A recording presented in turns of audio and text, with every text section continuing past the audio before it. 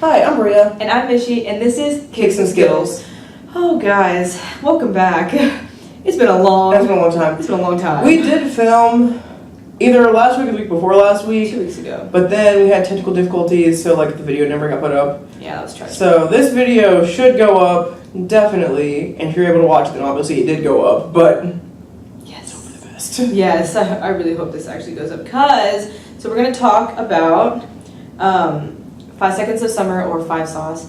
Their new album, Sounds Good, Feels Good. It came out like a month ago or whatever, but I feel like it's really important that we talk about them. They're kind of becoming a little bit bigger in the music scene, just a little. I don't know if they've got a pretty big fan base, I feel like. They have a big following. And so just going to talk about them. But first, I'm going to preface this with the fact that I have a friend named Taylor, and she lives in North Carolina, and we were texting one night, and I showed her a picture, I think, of my new phone screen, and it was Five Sauce related, and she was like, have you heard the new album, do you like it? And I said, yeah, I like it, but I didn't really know a lot about Five Sauce at all, and so I didn't want to be like, oh, I'm a big fan, when I really didn't know what I was talking about. So I asked her, could you give me some info? So shout out to Taylor, because she texted me some really awesome stuff. Yeah, she provided the majority of the information. Yes. Probably all of the information that's not our personal opinions that we're going to talk about in this video. Right. So Taylor's been a fan of them since 2013. So she's been a pretty big fan. So this is quoting from Taylor, the text that she sent to me. She said that they've grown since 2013. And as a band, they actually want to connect with their fans more on an emotional level. They acknowledge that people deal with depression and self-injury and anxiety, and they want to be a light and a good force in their fans' lives.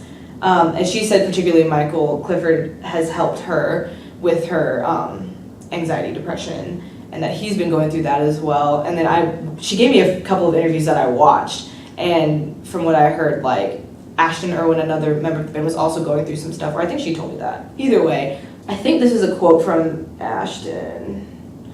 It says, "It's important for us to mean something to the fans and that we're more than just a band to them. Young people deal with millions and millions of opinions on what they look like, what they should do, say, go, because of social media and stuff like that. People are more depressed and anxious than ever. And if we can be, that's why we call it Sounds Good, Feels Good. We want to be a positive influence in these people's lives, and that's the goal of the band." So they talked about how Sounds Good, Feel Good is a personal album to us. That's Ashton Irwin.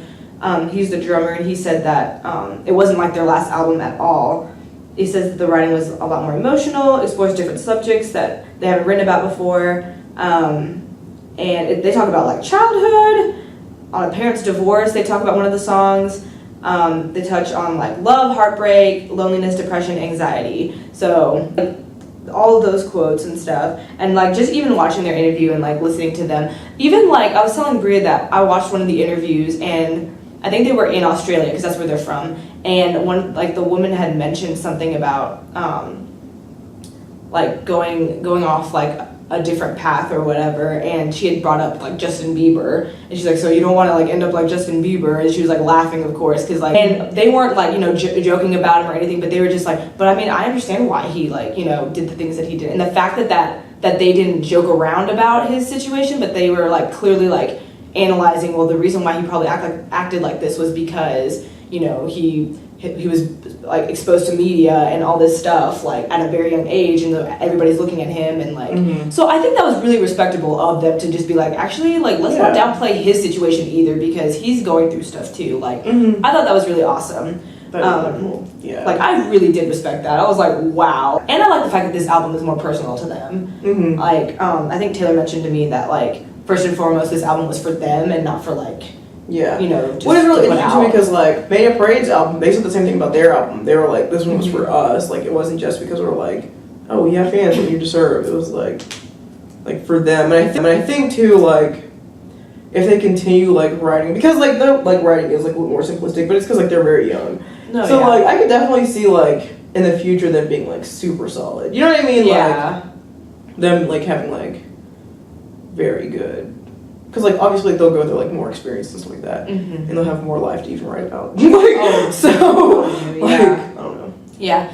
So I feel like I see like a lot of potential for them to be like a band that I'd be really interested in. Does that make sense? No, yeah, that makes sense. Because Brie and I were talking about how they're like pop punk, and so like when I told Brie about the album, I told her to listen to it for the first time. Like, I mean, at first, like, and even when I first was listening to it, I'm not gonna say that like, oh, Five Sauce is like my favorite band because they're not my favorite band. I'm not saying that they're bad either, though. Yeah, I don't think they're bad, but I don't think they're the best, and like. I think it's really interesting that they're like a pop punk band that went mainstream, but I think it's because also they're pretty young.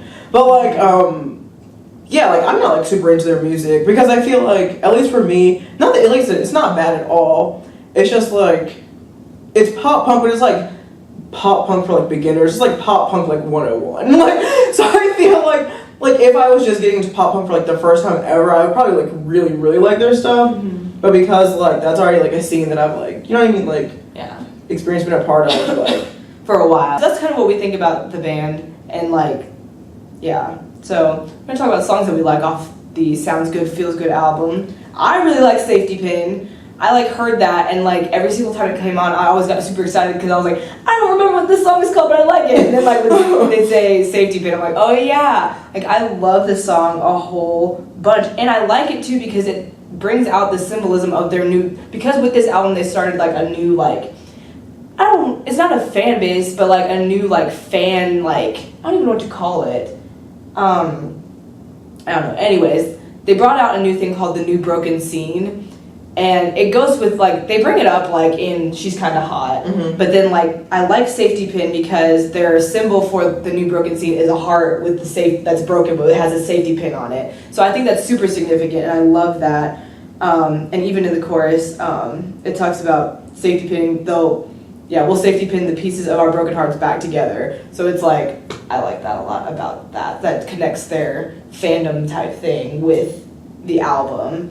And I just like the song as a whole. Like, I feel like after I listened to the album and then after listening to it again during the week, like that song was really like prominent in my mind. Just like, that's a good song.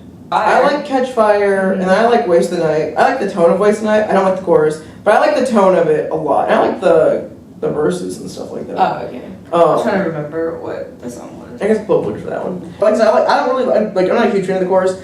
I like the verses. I like this lyric. I don't want to say goodbye to another night and watch you walk away. I don't want to let it burn in the city lights and make the same mistakes. I don't know. I just like that. Yeah, man. I can get down with that as a concept. I can get down with that. But yeah. So that is Five Sauce. 5 Seconds of Summer. Sounds Good, Feels Good.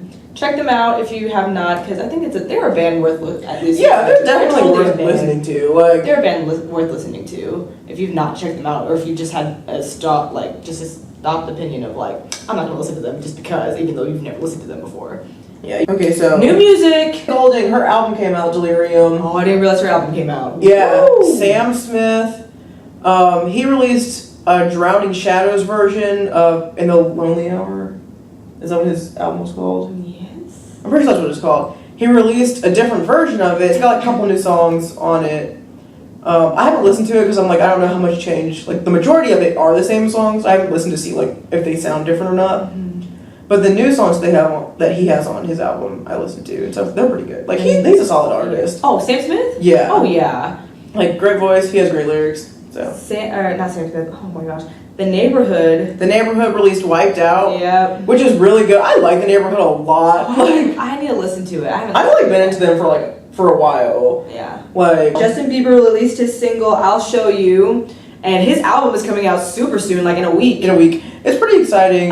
I'm excited. I'm not even that excited about Justin Bieber that much, but this album sounds like it's gonna be. It sounds like it's gonna be a really good one. Yeah. So basically, after this video, for like the next like couple of weeks, we're gonna be doing like basically like an intro into the K-pop world or whatever. Mm-hmm. So we're gonna talk about like the different agencies and like which bands that they have like signed under them and stuff like that, and like what K-pop is and like how it's different from like American pop. Yeah. And like that whole process, and then we'll talk about BAP and like their comeback and like why it's such a big deal, and like why the K-pop industry is like really harsh sometimes. Yeah, definitely. And then lots of K-pop stuff. Yeah, it's literally gonna be a K-pop month, and Yes, we're just gonna go ahead and apologize for not being here for a month. Our lives got crazy. School happened. We're Yeah, seniors and in technical college. difficulties. But hopefully we'll get back on track and be releasing videos Especially with this K-pop stuff happening, Yeah. like definitely. every Saturday. Yes. Saturday before the nighttime hours.